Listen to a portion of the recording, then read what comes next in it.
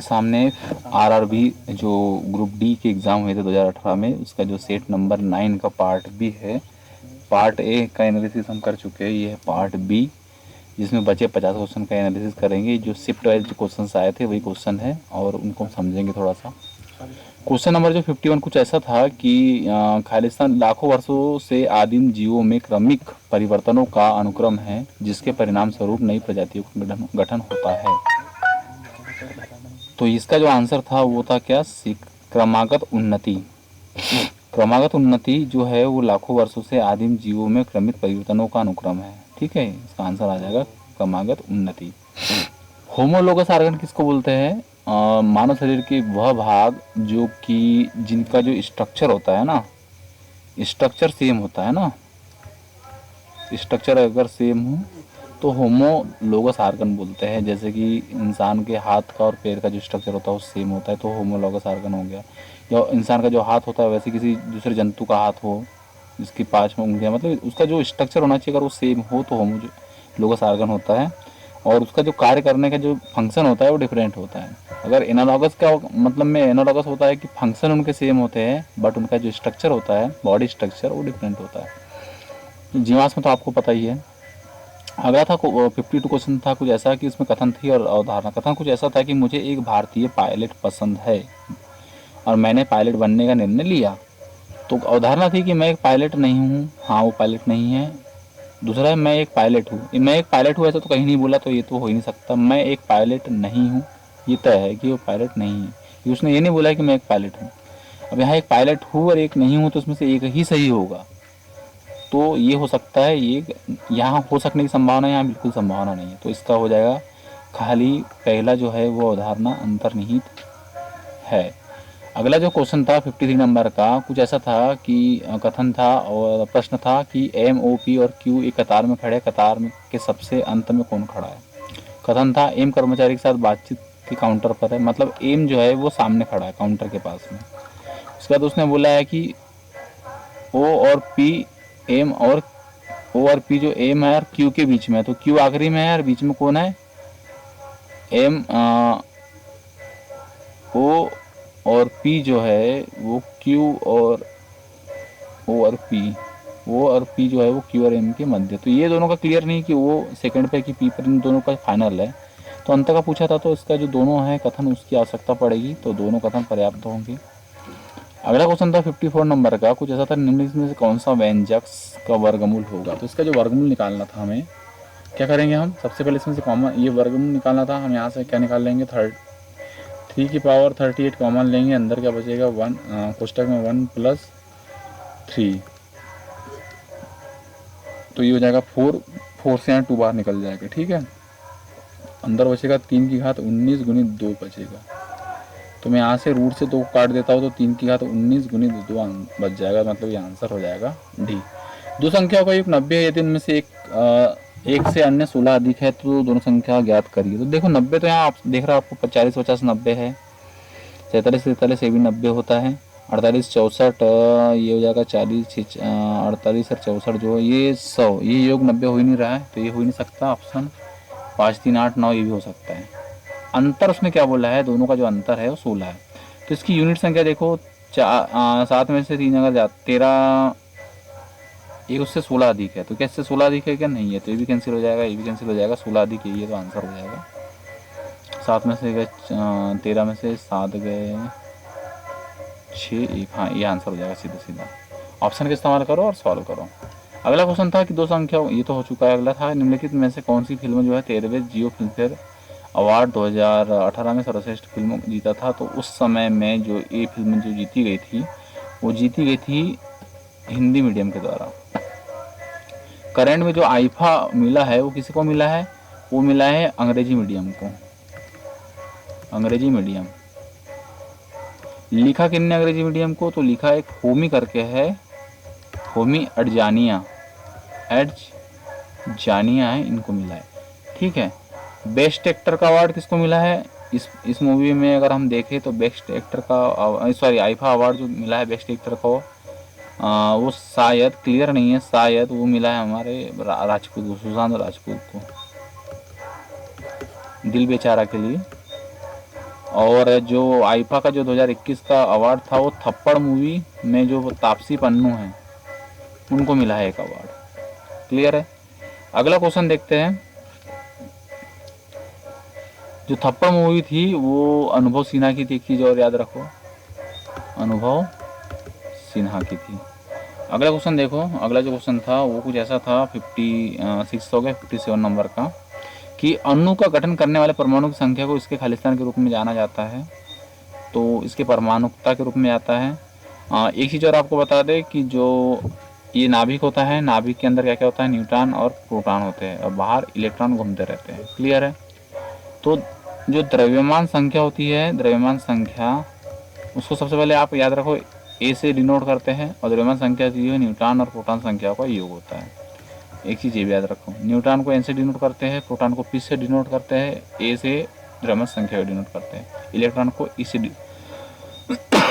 Denote करते हैं। अगला जो है, अगला क्वेश्चन कुछ ऐसा था 58 नंबर का, कि कथन था मैं स्कूल शिक्षकों को पसंद करता हूँ और शिक्षक बनना चाहता हूँ। तो धारणा थी कि मैं स्कूल शिक्षक नहीं हूँ, ये हो सकता है धारणा। मैं स्कूल शिक्षक हूँ ये ऐसा कहीं नहीं बोला है, नहीं, ये अभी इसके पहले जो प्रीवियस क्वेश्चन किया था सेम उसी की जैसा है, तो जो इसका आंसर हो जाएगा खाली धारणा ये अंतर्निहित है। अगला क्वेश्चन है कि यदि x square plus y square equal 156 और एक्स माइनस वाई इक्वल 12 हो तो एक्स वाई का मान निकालिए।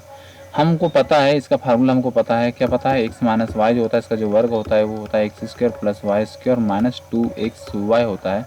तो हम एक्स माइनस वाई मतलब 12 का वर्ग कर देंगे, यहाँ पे एक्स प्लस वाई स्क्वायर की जगह 156 रख देंगे, माइनस 2xy कर देंगे, माइनस वाला इस साइड करेंगे तो 2xy हो जाएगा, और यहाँ आ जाएगा 156 minus 12 12 144। Then we have 16 equal to 2xy, then xy will be 8 answer. Clear है। सी इसका जो आंसर हो जाएगा सी हो जाएगा। अगला जो क्वेश्चन था 60 नंबर का वो था कि दजीगम नेशनल पार्क कहाँ पे है। ठीक है, दजीगम नेशनल पार्क जो है वो कहाँ पर है, तो जो उसका जो आंसर होगा ये कहाँ पे, जम्मू कश्मीर में। कहाँ पे है, J&K, जम्मू और कश्मीर में। इसके साथ साथ कुछ और नेशनल पार्कों को आपको मतलब याद रखना चाहिए। ये पेरियार है, आपको पता होगा, पेरियार एक नदी भी है। कहाँ की ये नदी, केरल की है। ये नेशनल पार्क केरल में है। आपने एक जिम कार्बेट सुना होगा, कार्बेट नेशनल पार्क, ये जो है ये है उत्तराखंड में। ठीक है। मधुमलाई सुना होगा आपने, ये मधुमलाई ये पहाड़ी का नाम है जो कि तमिलनाडु में है। तो ये मधुमलाई जो है अभ्यारण्य, ये भी तमिलनाडु में है। एक डाम्फा अभ्यारण्य है। ठीक है, डाम्फा अभ्यारण्य, तो ये डाम्फा अभ्यारण्य जो है ये मिजोरम में है। ठीक है, तो ये थे क्वेश्चन। अगला क्वेश्चन देखो, ये हो चुका है। अगला क्वेश्चन कुछ ऐसा है 61 नंबर का, कि उस लुप्त आकृति का चयन करें। मतलब यहाँ क्या आएगा, तो इस आकृति को ध्यान से देखिए आप। ये क्रॉस और त्रिभुज है, ये कॉर्नर में थे तो ये अंदर आ गए, और इनका जो है ये हो गया थोड़ा सा, ये ऊपर चला गया और ये नीचे आ गया, तो कुछ ऐसा घुमा है। वैसे जब इसको करेंगे तो ये एल जो है यहाँ आएगा, ये यहाँ आएगा, जेड यहाँ आएगा, फिर घूम जाएगा तो एल यहाँ हो जाएगा और जेड यहाँ हो जाएगा। ठीक है, पहले दोनों को अंदर लाया, कोने कोने में फिर थोड़ा घुमा दिया एंटी क्लॉकवाइज, ऐसा घुमा दिया तो एल जेड ये आ गया। तो ये जो है इसका जो आंसर हो जाएगा। ठीक है, अगला क्वेश्चन देखो क्या है।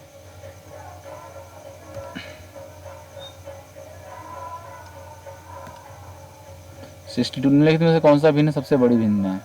सबसे बड़ी भिन्न निकालने के लिए आपको क्या करना है, इसको चेक करो। सबसे पहले 5/14, 5/14 जो होगा 14 से डायरेक्ट भाग दो, क्या होगा 14 से भाग देने पे,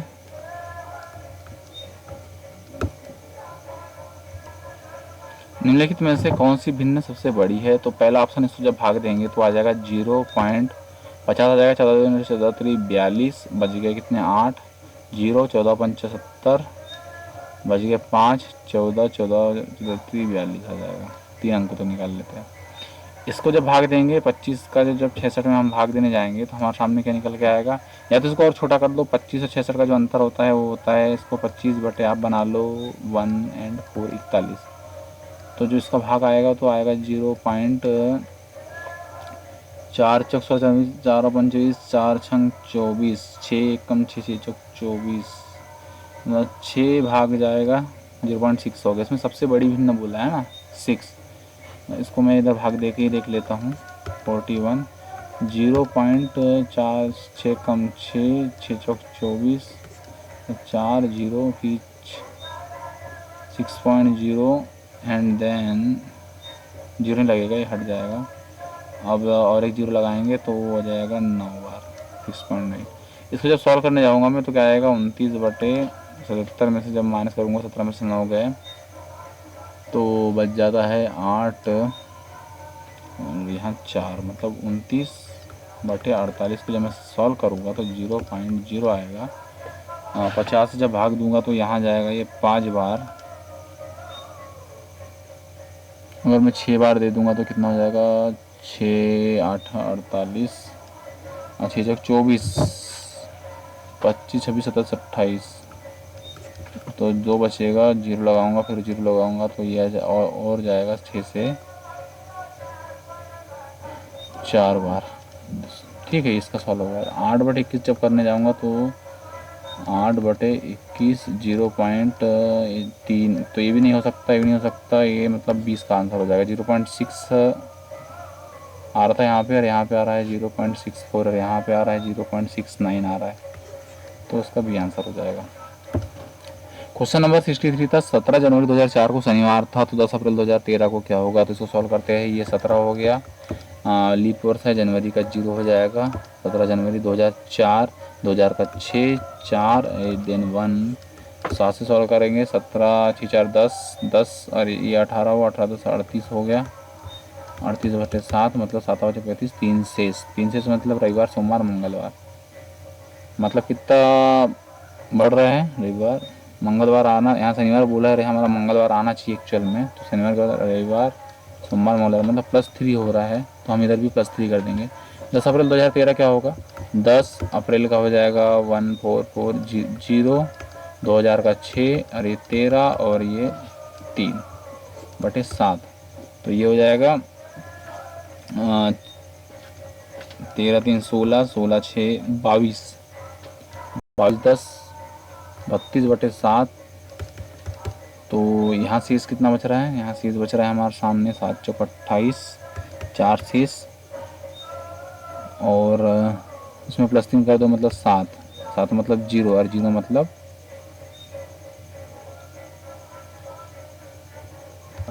कहीं यहाँ गलत हुआ है, यहाँ पे है ना 17 और ये 10 हुआ, 10 और 1 18, 10 28 था यहाँ पे है ना, यहाँ 28 करना पड़ेगा हमको, तो यहाँ 0 शेष बचेगा। 0 शेष मतलब ये आ गया शनिवार के दिन, तो ये सही है ना। तो यहाँ पे जो कितना बच रहा है यहाँ पे हमारे पास में, यहाँ पे बच रहा था कितना 4 मतलब रविवार सोमवार मंगलवार बुधवार इसका आंसर हो जाएगा ए। 63 जो है, जो हमारा क्वेश्चन था 63 का जो आंसर हो जाएगा वो हो जाएगा ए। 64 देखते हैं। क्वेश्चन जो 64 था कुछ ऐसा था कि समाचार चैनल रिपब्लिक भारत जो है भाई साहब ये अर्नब गोस्वामी का क्लियर होगा आपको, रईस कुमार का एनडीटीवी है। ये 2 क्वेश्चन हो चुके हैं अभी तक है ना, जो टीवी संबंधित चैनलों के पे आ चुके हैं। अभी श्वेता तिवारी और ये अंजना ओम कश्यप भी आएगा। अगला क्वेश्चन है कि सर विलियम जोन्स जो थे एक सोसाइटी ऑफ बंगाल की स्थापना की थी, ये 1783-84 में की थी, ये की थी भैया 1784 में की थी, ठीक है। और एक चीज़ और की जो थे ये कलकत्ता के जज थे ना, ये भाई साहब थे, ये कलकत्ता के जज थे, जस्टिस थे, ठीक है।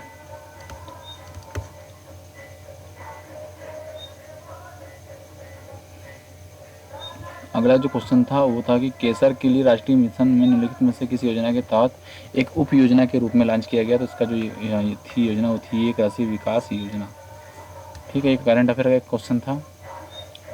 अगला क्वेश्चन है 67 नंबर का कि 2 यहाँ +2 है, यहाँ +2 है, यहाँ 2 2 4 4 2 6 6 6 12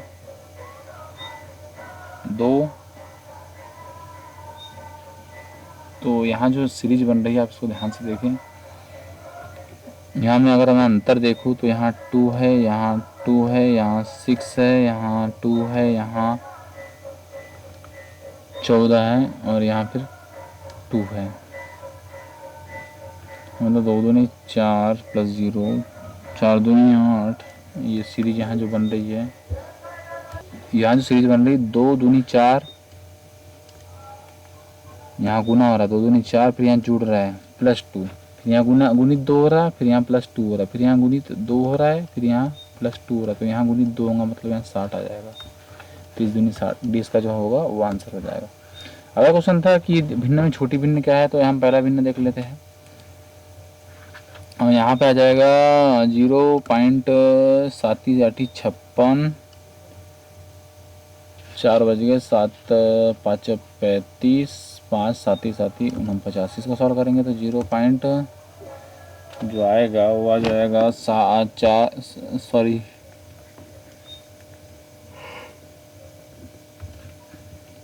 इसको जो सॉल्व करेंगे तो 1.25 आएगा, है ना। सबसे छोटी बोली तो ये तो हो ही नहीं सकता। इसको सॉल्व करेंगे तो 0.8324, 6 बचेगा, 8 या 8 7 56, 4 बचेंगे, 8 और 5 40। इसको सॉल्व करेंगे, ये भी कैंसिल होगा, सबसे छोटा दिख रहा है। इसको सॉल्व करेंगे तो 0.9 चौक 36, 4 आ गया, ये भी नहीं हो सकता, जो डी है 0.3, इसका जो मेन आंसर हो जाएगा। अगला क्वेश्चन था खालिस्तान बहुत कमजोर विकसित बच्चों को जन्म देता है, तो इसका आंसर है कंगारू। असल में जो जंतु वर्ग है इसको हमने 3 भागों में बांट के रखा है, तो 3 भाग कौन कौन से है। एक प्रोटोथीरिया, ठीक है, एक है मेटाथीरिया, और एक जो वर्ग है उसको बोलते हैं यूथीरिया। तो मेटाथीरिया में आता है कंगारू, ठीक है। मेटाथीरिया में कौन कौन से आता है, कंगारू आते हैं। प्रोटोथीरिया जंतु वो होते हैं जो अंडे देते हैं ना, अंडे देते हैं। और यूटेथीरिया वो होते हैं जो जन्म देते हैं, मतलब जिनके अंदर गर्भ होता है, प्लेसेंटा होता है। प्लेसेंटा जो गर्भ से जो होते हैं जन्म दिए जाते हैं, या स्तनधारी बोल सकते हैं। स्तनधारी जो वर्ग होते हैं वो यूरिथीरिया में होते हैं, जैसा इंसान भी यूरिथीरिया में आता है। प्रोटोथीरिया में अंडे वाले जंतु होते हैं, जो अंडे के थ्रू जिनका जन्म होता है, खासकर पक्षी हो गया या जलीय जीव हो गया, वो हो गया अंडे के थ्रू जिनका जन्म होता है। मेटाथीरिया में होता है तो दोनों लक्षण होते हैं, स्तनधारी भी होता है और अंडे भी देता है। तो इस तरीके का जो होता है, मतलब जो जीव होते हैं वो मेटाथीरिया में आते हैं, जैसे कंगारू इसका बेस्ट एग्जाम्पल है कंगारू। और एक चीज़ और याद रखिए, जो वो कंगारू होते हैं, जो ये मेटाथीरिया होते हैं, ये गर्म, इनका जो तासीर होता है बहुत गर्म होता है। अगला 70 नंबर क्वेश्चन था कि 0 डिग्री सेल्सियस पर तरल पानी के कणों में उसी तापमान पर बर्फ के कणों की तुलना में अधिक ऊर्जा क्यों होती है।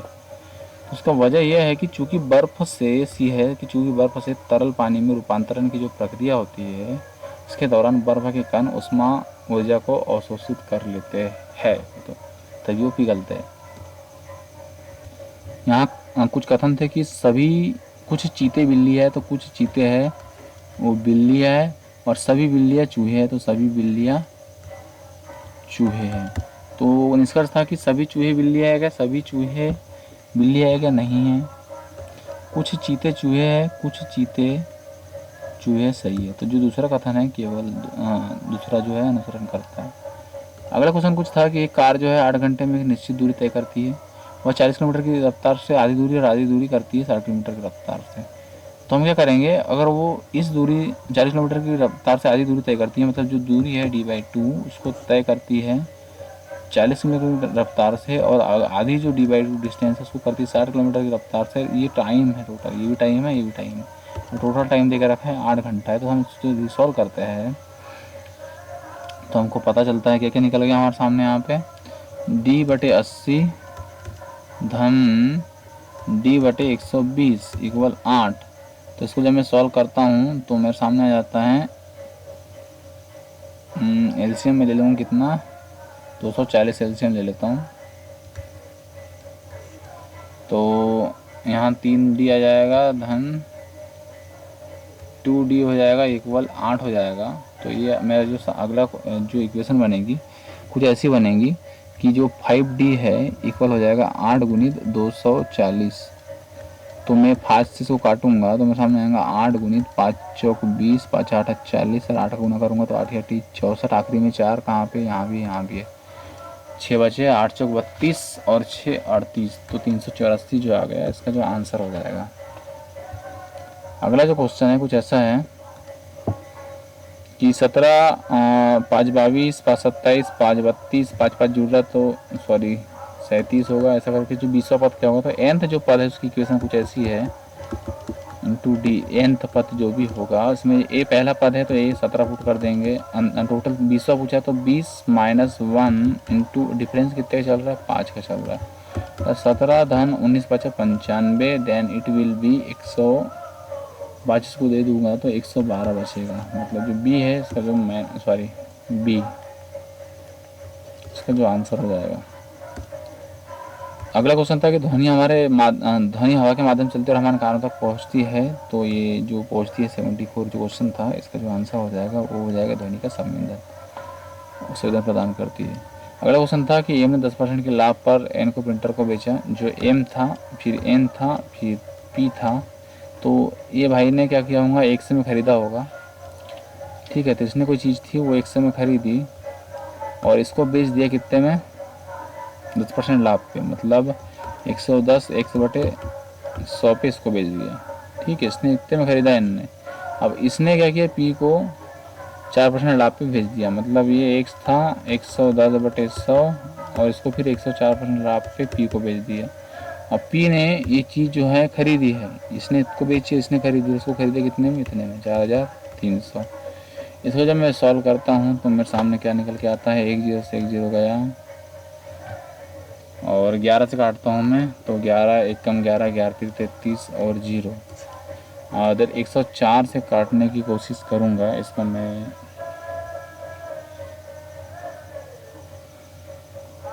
104 13 से कटेगा, 13 मतलब सर 13 से कटता तो 13 7 91, 13 8 है, 13 7 91, 13 8 104 और 13 है 130 हो गया ये।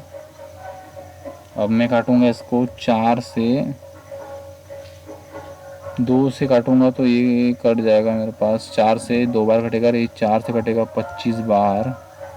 अब 2 से ये 5 बार कट जाएगा, तो अब मेरे सामने क्या आ जाएगा, 25 पंचे 125 और ये 00 12,500 जो है इसका आंसर हो जाएगा। खालिस्तान टमाटर में मौजूद होता है, तो जो 76 इसका जो आंसर है वो है सी, ऑक्जेलिक जो अम्ल होता है वो टमाटर के अंदर मौजूद होता है। जो टार्टरिक अम्ल होता है, मतलब ये होता है इमली के अंदर। स्कार्बिक एसिड जो होता है, स्कार्बिक एसिड इस सेब के अंदर होता है। हाँ, स्कार्बिक एसिड सेब के अंदर नहीं होता है, ये होता है चींटी के अंदर। ठीक है, नींबू के अंदर सिट्रिक अम्ल होता है, नींबू के अंदर सिट्रिक अम्ल।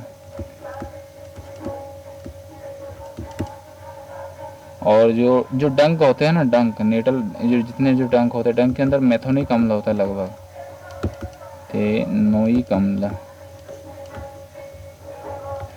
दही के अंदर लैक्टिक अम्ल होता है, तो पता ही होगा आपको।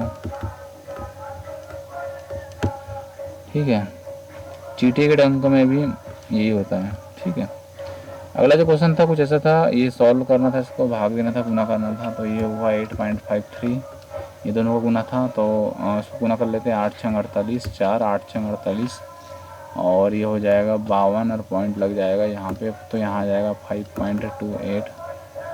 ठीक है, इसको जब मैं भाग दूंगा तो ये हो जाएगा 117/9 हो जाएगा। तो 9 से जब मैं इसको भाग देता हूँ तो 13 बार जाएगा, तो -13 हो जाएगा, तो इसको पहले जोड़ लेता हूँ, तो 8 और 3 हो जाएगा कितना, 11 का 1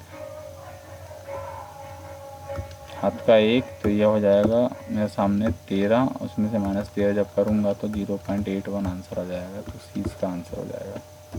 अगला क्वेश्चन है कि चींटी के डंक में कौन सा अम्ल होता है। चींटी के डंक में सभी को पता है मेथोनिक अम्ल होता है। अगला क्वेश्चन है राष्ट्रीय कृषि जो था, राष्ट्रीय कृषि विकास योजना भारत सरकार की योजना जिसके तहत लाभ के लिए लॉन्च किया गया था, कृषि और किसान 79 जो था, इसका जो आंसर हो जाएगा वो हो जाएगा कृषि और किसान। अगला है आकृति भिन्न, यहाँ देखो पैरेलल है, ये भी पैरेलल है, यहाँ सिंगल आकृति, कोई पैरेलल नहीं, यहाँ ऐसे होना चाहिए था, मतलब बट यहाँ पे नहीं है, तो डी आंसर मतलब बी आंसर हो जाएगा। अगला क्वेश्चन था कि यदि 4/5 है वो बराबर है 7/x तो x इधर चल जाएगा, तो 4x equal 7/5 sorry 35 sorry 7×5 = 35 4x, तो देन x विल बी 35/4 मतलब हो जाएगा 4×4 = 32 4×7 = 28 और 4×5 = 20 8.75 मतलब ये आंसर हो जाएगा। अगला क्वेश्चन था एशियाई खेलों का आयोजन जो हुआ था करने का सुझाव सब पहले राजस्थान में किया गया था, 1947 में दिल्ली में किया गया था। याद रखिए सबसे पहले जो एशियाई खेल हुए थे अभी 2018 का जकार्ता में हुआ था। अगला जो होगा 2022 का ये होने वाला है चाइना में, ये आप याद रखिए इवेंट जो हो चुका है जो होने वाला है। अगला क्वेश्चन था कि x की वैल्यू दे के रखिए और y की वैल्यू दे के रखिए। असल में जो इन्वर्स होता है इससे कट जाता है, ये इन्वर्स से सिंपल कट जाता है, तो यहाँ x = 4 है और एंड y इक्वल क्या हो गया हमारे पास 3 हो गया। तो यहाँ पे हम क्या करेंगे, यहाँ पुट करेंगे x = 4 और y = 3 x = 4 पुट करेंगे और y = 3 पुट करेंगे तो 6 यहाँ 10 है कि नहीं, तो ये कैंसिल। यहाँ देख लेते हैं, यहाँ 10 है, x = 4 पुट करना है y = 3 पुट करना है, तो ये आ गया 10 7 मतलब ये जो है सी इसका आंसर हो जाएगा। यहाँ पे 4 3 7 और 1 8 है क्या नहीं है, तो ये भी कैंसिल हो जाएगा, तो इसका जो सीधा आंसर है सी हो जाएगा। कथन था अगला, इस बैठक का आयोजन बहुत अच्छे से किया गया है। इस बैठक का आयोजन अच्छे से किया गया है। कथन था, निष्कर्ष क्या निकलता है, आयोजक व्यापार जगत के लोग हैं। देखिए जब भी कथन के साथ उदाहरण हो तो सकने वाली कंडीशन हो सकती है, लेकिन निष्कर्ष हो तो सेम चाहिए, उसका ही सेंस चाहिए पूरा, तो ही लेंगे उसको। पर यहाँ ऐसा नहीं है, तो यहाँ जो आयोजक है व्यापार जगत के लोग हैं ये कैंसिल हो जाएगा। अगले आयोजक बैठक का आयोजन करने में बहुत व्यवस्थित रहे। आयोजक जो थे वो बैठक का आयोजन करने में बहुत सुव्यवस्थित रहे। हाँ ये है कि उसने लिखा है कि इस बैठक का आयोजन बहुत अच्छे तरीके से किया है, इसलिए सही होगा। तो केवल 2 निकलता है, मतलब ए इसका जो होगा वो आंसर हो जाएगा। अगला जो क्वेश्चन है कुछ ऐसा था कि सेकंड और थर्ड आवर्त में क्या है। तो देखिए आपको बता दें कि जो पहला आवर्त था उसमें संख्या जो थी वो थी, तत्वों की संख्या थी 2, दूसरे आवर्त में थी 8, तीसरे आवर्त में थी 8, चौथे आवर्त में थी 18, पाँचवें आवर्त में थी 18, छठवें आवर्त में थी 32 और सातवें आवर्त में जो शेष बचे हैं सारे तत्वों को सातवें आवर्त में रखा गया है, ये आप याद रख लीजिए। अगला क्वेश्चन था कि वेन डायग्राम सर्च करना था, रक्त था, गेहूँ था, शरीर था। तो ये शरीर होता है, शरीर के जो अंदर ही रक्त होता है, तो ये जो है ए इसका जो आंसर ए भी हो सकता था, पर वो 1 मिनट अच्छे से देखो। शरीर सी बड़ा है और रक्त ए उसके अंदर है, मतलब ये सही है, ए सी है उसके अंदर ए है, बी गेहूँ अलग है, कोई मतलब नहीं उसका। अगला क्वेश्चन कुछ ऐसा था, 87 की दी गई श्रृंखला का अगली आकृति क्या होंगी। तो एस है, इसी का दर्पण प्रतिबिंब ये है, तो ऐसे एल इसका दर्पण प्रतिबिंब वैसा बनेगा, ये मतलब सी इसका जो आंसर हो जाएगा मेन। अगला FIG आर्किटिस्ट जिम्नास्टिक वर्ल्ड चैलेंज 2018 में स्वर्ण पदक किसने जीता था। तो 88 नंबर का जो क्वेश्चन था इसका जो आंसर था वो था दीपक कर्माकर। जिम्नास्टिक प्लेयर है, ये आपको याद होना चाहिए, दीपक कर्माकर। ठीक है, अगला क्वेश्चन है, इकाई समय में किसी वस्तु द्वारा तय की गई दूरी को क्या कहा जाता है। जो टाइम अगर वह यूनिट हो तो उसको औसत गति बोली जाती है। क्या बोला जाता है, औसत गति। विस्थापन तो पता ही होगा आपको, औसत वेग भी पता होगा, दूरी पता होगा। इसके बाद अगला क्वेश्चन, इनमें से कौन सी धातु का उपयोग विद्युत तार बनाने के लिए किया जाता है। विद्युत तार जो बनता है किसका उपयोग विद्युत तार बनाने के लिए किया जाता है। तो उसका जो आंसर है तांबा है। जो है चांदी के बाद तांबा धातु है जिसका जो चालकता है वो सबसे अधिक है, इसलिए हम तांबे का इस्तेमाल करते हैं। चांदी के बाद दूसरी जो है वो तांबा है। अगला है,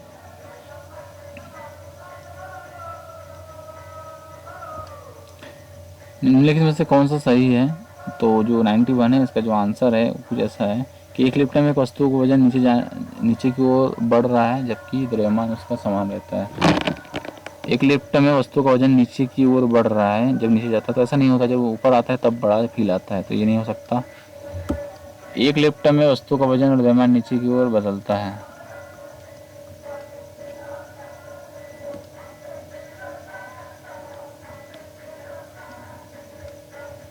अगला क्वेश्चन मतलब यही था कौन सही है। तो एक लिफ्ट में वस्तु का वजन नीचे की ओर बढ़ रहा है जबकि उसका द्रव्यमान समान रहता है, गलत। नीचे को जान देख, द्रव्यमान जो होता है, मास जो होता है वो समान होता है, लेकिन जो भार होता समान नहीं होता है, पृथ्वी तो हर जगह अलग लगता है। तो अगला है, एक लिफ्ट में वस्तु का वजन और द्रव्यमान नीचे की ओर बदलता रहता है, गलत। 1 लिफ्ट में वस्तु के वजन के साथ साथ द्रव्यमान भी नीचे की ओर घट जाता है। तो ये जो 91 जो क्वेश्चन है इसका जो आपका आंसर हो जाएगा ये भी नहीं है। 1 लिफ्ट में वस्तु का वजन नीचे की ओर घट रहा है जबकि इसका द्रव्यमान समान रहता है, ये सही है। क्लियर है। अगला क्वेश्चन है कि खालिस्तान में एक बड़ी हलचल हुई जिसकी ब्रिटिश शासन की नींव को हिलाकर रख दिया था। 1857 की जो क्रांति हुई थी सबसे बेस्ट था भैया ये, ठीक है। क्या हुआ था इसके टाइम में? 1857 क्रांति में हुआ क्या था? हुआ ऐसा कुछ था कि यहाँ पे जो स्वतंत्रता की पहली लड़ाई हुई थी वो जो थे सैनिक विद्रोह हुआ था 1857 में। सावरकर ने स्वतंत्रता के प्रथम संग्राम कहा जाता है और उन्होंने सावरकर ने भारत की प्रथम स्वतंत्रता संग्राम नाम की पुस्तक भी लिखी थी, ठीक है। 10 मई को क्या होता है, एक तारीख याद रखिए आप, 10 मई 1857 याद रखिए बस। इस दिन क्या हुआ था, वहाँ पे एक जो थे वो चर्बी वाले कारतूस तोड़ने का बोला थे, मुंह से गाय के चमड़ों से बना था, सुअर के चमड़ों से बना था, हिंदू का, तो उन्होंने इसका विरोध किया था। यहीं से चालू हुआ था फिर ये स्वतंत्रता संग्राम। अगला क्वेश्चन था कि 2017 की फोर्ब्स ग्लोबल गेम्स चेंजर सूची शीर्ष स्थान प्राप्त किसने किया? तो इसका जो आंसर था वो था मुकेश अंबानी, ठीक है। ये अच्छी खासी मैगजीन है जो कि लिस्ट निकालती है हर साल। अगला क्वेश्चन था वंशदा राष्ट्रीय उद्यान कहाँ पे है? वंशदा, तो जो वंशदा राष्ट्रीय उद्यान है भैया ये है गुजरात में। कहाँ पे है? गुजरात में है। दूधवा कहाँ पे है? यूपी में है दूधवा। भद्रा कहाँ पे है? जहाँ भद्रा नदी है, कर्नाटक में है। सोमेश्वर कहाँ है? कर्नाटक में। और एक है यहाँ पे कौन सा? सोमेश्वर। बोरीविली अभ्यारण्य कहाँ है? महाराष्ट्र में। कौन सी? बोरीविली महाराष्ट्र में है। अबोहर कहाँ है? पंजाब में।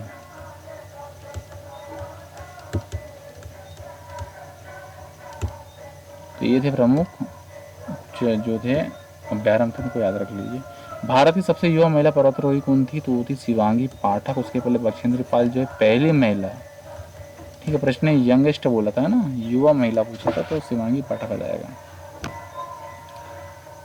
अगला क्वेश्चन कुछ ऐसा था कि 2017 में रिलीज फिल्म जो न्यूटन थे उसके निर्देशक कौन थे? तो उसके निर्देशक थे अमित वी मसूरकर। ये जो न्यूटन मूवी थी इसको ऑस्कर के लिए नॉमिनेट किया गया था इंडिया तरफ से, ठीक है,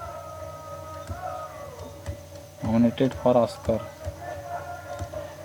अगला क्वेश्चन है निम्नलिखित किसी स्थिति में एक अभिलंबित किरण, आपतित किरण और अपवर्तित किरण सभी तल पर होते हैं। तो ये अपवर्तन और परावर्तन दोनों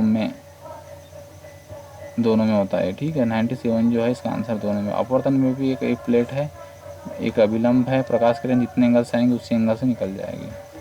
तो ये परावर्तन में होता है और अपवर्तन में होता है। क्लियर है। अगला क्वेश्चन जो है वो ऐसा, आधुनिक आवर्त सारणी के समूह का नाम बताइए। आधुनिक आवर्त सारणी के समूह का नाम है जिसमें तत्व सभी गैस है। तो आर्टिकल नंबर एस वाली समूह जो है 18 है। अक्रिय गैसों का समूह इसको बोलते हैं, अक्रिय गैसों का समूह बोलते हैं इसको। अगला जो है क्वेश्चन नंबर जो था 99, एक पोर्ट था, सी को बी लिखा है मतलब -1, आर को क्यू लिखा मतलब -1, ई को डी लिखा मतलब -1। तो सेम यहाँ क्या आएगा, पी है, पी के पहले ओ आता है, एम एन ए, आर के पहले एन आता है, N R M N O आएगा, क्यू आएगा, सॉरी,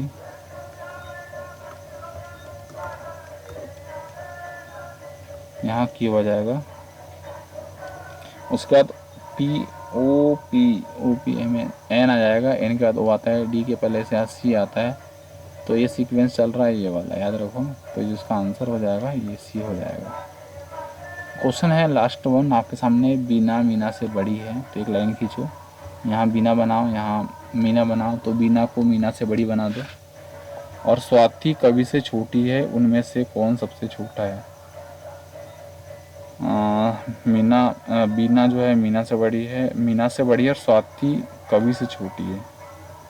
ये दो मेंबर अलग है, स्वाति और कवि। तो स्वाति जो है कवि से छोटी है, तो इसको थोड़ा छोटा बना दो। तो उनमें से कौन सबसे छोटा है? तो ये कह नहीं सकते है ना, इसका जो है दोनों अपर्याप्त डेटा है। जो सबक क्वेश्चन था ये बीना मीना से बड़ी है, बीना मीना से बड़ी है और स्वाति कवि से छोटी, स्वाति कवि से छोटी है। तो कथन है कि स्वाति बीना से छोटी है, स्वाति जो है बीना से छोटी है, ठीक है। अरे कवि मीना से छोटी, कवि जो है मीना से भी छोटी है, मतलब कवि यहाँ तक गई, कवि यहाँ है और ये यहाँ है, तो सबसे छोटी। दोनों कथन आवश्यक है, पहला भी और दूसरा भी, तब जाके हम निकल पाएंगे जो सबसे छोटा है वो स्वाति है। तो दोनों कथन इसके पर्याप्त होंगे डेटा निकालने के लिए। तो ये था सेट नंबर जो था हमारा सेट नंबर 9, उसका पार्ट बी था, डन हो चुका है। अगला सेट नंबर 10 लेके आएंगे हम कल। सो गुड लक, मिलते हैं, गुड बाय।